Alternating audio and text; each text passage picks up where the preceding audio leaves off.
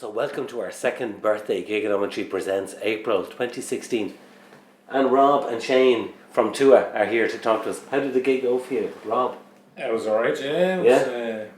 Alright, come on. Fucking our bass cut out and stuff. So. However, starting off with the negative, but after that it went kind of spaceward, didn't it? Yeah, of course it did, yeah. But the first...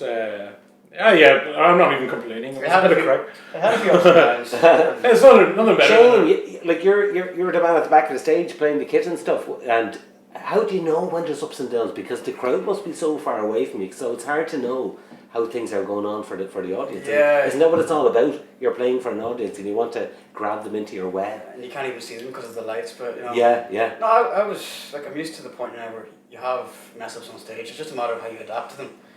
But even though we had to stop mid-song in one of the tracks, we just made the most of it. Which I thought was a nice thing to do, because I think people began to recognise that, okay, the bass player's having problems, you know, and you've two options there. You can just keep ploughing on and hope he sorts it out, or you can do the honourable thing, which I thought was really nice, and say, we're just going to stop it here. And what made it honourable was that you didn't start the song again from scratch. You came back in at the chorus. Of course. You talked about that. Yeah. So it was kind of a real live thing happening on stage. Well, that, and we just didn't have the patience to do it all from scratch again. Because your songs aren't exactly short either. Like the last song was epic, like truly epic, and really mind-blowingly epic. Thanks. But when you're jamming in studio and getting these songs together, is it a tough thing to know when to stop? Ask him that. Is this the ringmaster? We don't really. I just write everything and record everything and then bring it to them. But and then I tell them when it's wrong. The first EP. That's a good start. The first EP we had, you know, kind of instead of it being just the EP we play live, we kind of fuck with it all the time, you know. So the last song we played there is normally only about 5 minutes. The first song was normally only about 7 minutes, but live they're like 2 minutes longer per song, and that's because the band is involved then. Like when I record everything and it goes down, that's just the basic song. In fact, Kanye West recently did the same thing. I fucking hate Kanye West, but he did The Life of Pablo, but he remixed it again later on. He wanted to get the fucking thing out. He was like, I'm enthusiastic about this. Yeah. And then he remixed it again. And Led Zeppelin did the same, so we kind of mess with everything live, and you know, it's good crack. Like and you mentioned like obviously Led Zeppelin, and you're also from Donegal. You're from Guidor, or in the Gaelic speaking area. Yeah. So when you sing, it's also a bilingual thing. You sing half in Irish and half in English. Well, that whole set was 100% in Irish. I think it was, words, yeah. Because even I was talking to a Donegal woman, and she was saying I still can't understand it. So there's different dialects as well, isn't there? We've achieved much in the past century. Okay. Well, there is, but you know, fucking the whole nature of the whole shoegaze aesthetic, sonically, is kind of, it doesn't really, the words don't really sound like words anyway. Like so, kind of, it would probably be impossible to make them out. Slurs. Yes, slurs potentially. Yeah. Sure. Yeah. So in the same way that Sigur Rós use a made-up language. And Icelandic. Copelandish, yeah. It's Well, pretty combination, which is a pretty cool idea. Have other bands been influential to you? You mentioned Led Zeppelin earlier on, but you know the stuff that you're doing has elements of that, but it also goes off into. I don't know. There's a progressive element to some of the songs. I mean, I've always kind of written progressively. This is always what I've written. And along the way, I just pick up bits of what I like, and I like when I like a genre, I like a genre for a long time. Like right now I listen to a lot of hip hop and death grips and all that shit. So everything I listen to, I fucking really listen to it like to the extreme point, and then I'll take stuff on board from every genre, and just if it's a progressive song, it might start as one genre and end up in a different genre. That's how I tend to write things. Okay, yeah. That's and it's interesting when I saw you at once to watch in Whelan's in January. I think it was just about 3 months ago or something. Right. And I'd forgotten about this, but it came back to me tonight instantaneously, is that at times I was just waiting for David Bowie to come in and start singing over what you guys were doing. Is there any element of... I fucking love David Bowie, but I don't particularly like his music. You know what I mean? Yeah. He's a goddamn cool motherfucker. Like, Yeah. He's a beautiful man, like, and everything he did was... everything he did, his whole ethos, he was a punk rock motherfucker, really. Like, Yeah, he was beautiful. yeah. Oh, yeah. Everything he did was kind of against the grain and all that Yeah, stuff. he was uncompromising. He was uncompromising. It's like he made a drum and bass album. Like that's Yeah, big, yeah. big up for He's a that. Capricorn, you know what I mean? He's a Yeah. Capricorn, so when you're a Capricorn, you're a leader, you're looking down at your followers and going, you follow what I do because what I do is good, and it's only a question of you recognising it. And he did that consistently throughout his career. So it's interesting that, like, on Bowie's last album, he did go with kind of a bit like your kind of sound, you know, he had the saxophone going on and stuff, Yeah. and he had, like, really the best of New York's and America's kind of freeform and jazz, crossover jazz. Somebody from the instrument. Roots was in his band. Yeah, yeah, oh, Fuck. absolutely.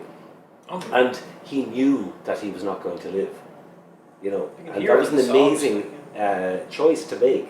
And what struck me tonight is that the kind of space you're in is that kind of space that Bowie was in. Actually, Okay, I know it's a sideways kind of compliment, but given that Bowie knew he was in his last days and stuff, you know, what is it that drives your music? Where does it come from, Rob? You're saying that you're writing the stuff at home. yeah, I just write it on the computer. Well, I don't write it on the computer. I record it and just kind of fucking go with whatever the hell I think is good at the time. And if it's shit 2 months from now, I won't use it. But I have an EP written from 5 years ago that we're going to go in and record raw in the next few. We haven't recorded raw before, like, Okay, so it's going to be the three of us in there, me, him, and our other bass player. Yeah. We're going to put it together because it was only 3 instruments at the time when I wrote it, and I spent years writing it. So we're going to go and probably clear that. I don't know, maybe in a day. This is news to me. when we were drunk, we were talking about it, but I actually meant what I was saying. Unfortunately, Okay. but anyway, yeah, we we just pull out a legal contract here, just sign it. Shane, yeah. I'm just gonna Yeah, but yeah, we're like well, from our discussion, we're gonna go into a room and just record it all one day. Like it's a progressive noise thing, and then we're gonna probably go in and record a full length at some point. Maybe I want to do it off the floor because honestly, the joy in recording it all yourself can be kind of boring. Yeah. Absolutely, yeah. When you can recreate what you're doing up there tonight, upstairs, and do that in studio, it's a wonderful, wonderful thing. It's and real. then to hear it played back live, and then you can tweak it a little bit. You know, you're not happy with the kick on certain songs and stuff.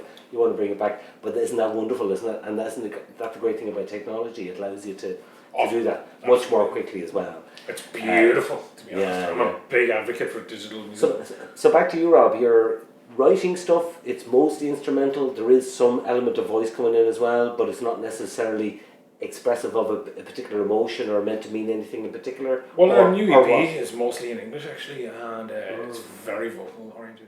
Okay. Almost, you've heard it all mostly. Yeah, you're not exactly a happy chap. Yeah, it's all about existential bullshit, but it's all very, very Relevant to today. I learned how to sing basically. Is what happened. Okay. Yeah. You learned how to sing, or you realised you could sing? Which? No, I learned how to sing. I had to practice and shit. We played in Italy, you see, so we had to. We were in a minority languages competition in Udine, and I had no choice but to literally up my game, or it would have been a big disaster. I wasn't in it for the competition. I just wanted to fucking play in Italy. No choice, man. The competition was ridiculous. It was amazing. We played for 1,200 people on live TV as well, like, so it was ridiculous. But 1,200 people in the fucking, it was like a fucking stadium to me. Anyway. Yeah. That's pretty nice, isn't it? You got to joke about Trapattoni Yeah, we took the piss out of Trapattoni. on Italian TV. Oh, it was magic. Like they kind of tried to talk to us about Trapattoni. They took us on after we played our song, and it was like, "So, audience, what do you know about Ireland? Do you know?" And then he goes to me, "Do you know who Trapattoni is?" And I goes, "Yeah, he was the best manager Ireland ever had." And then I laughed manically afterwards because I wasn't telling the truth. They kicked him Of off. course. And then they Tone of voice is everything, Rob, as you probably know. Tone of voice is everything. So, look, you've told us about your kind of future plans and stuff with Tuath, and you know, Tuath is kind of something that kind of comes and goes in your life because you're living up in Guido in relative isolation. Up there, you know, and how's life up there, Rob? Like, what's daily life like? He knows more than me. He lives in the fucking mountains and no internet, basically. Okay. Well, so the only company, Wild man. bar my family up there, is people over 50 and sheep. Yeah. crazy. Right. So it's fairly quiet, like. It is. It's good to get away for a while, but you know, somebody. Silence can be deafening, you know. A young person living up there for an extended period isn't really healthy. Yeah.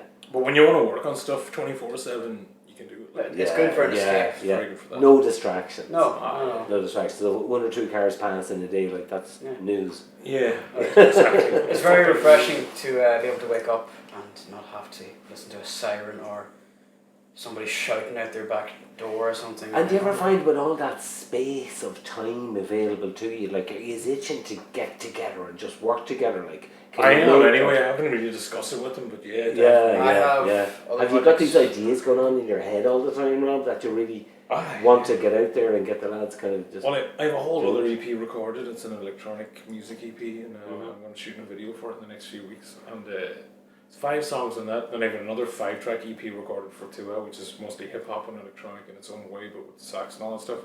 That still needs a lot of work, but it's basically ready. And then I want to go in and do this other EP with the lads off the floor, and then I want to do full length, math rock full length. Yeah, well, why not? I'll have about 5 years for all this. I think we can do it in 8 months. Yeah, absolutely. Yeah. We'll see. We'll go to it. We'll compromise, Shane, and say maybe 3 years. Yeah. Bring a bit of realism into Rob. Come here, lads. Tonight was fucking deadly, and thank you so much for being here. Cheers, man. It was a great pleasure from Gigonometry. Tuath.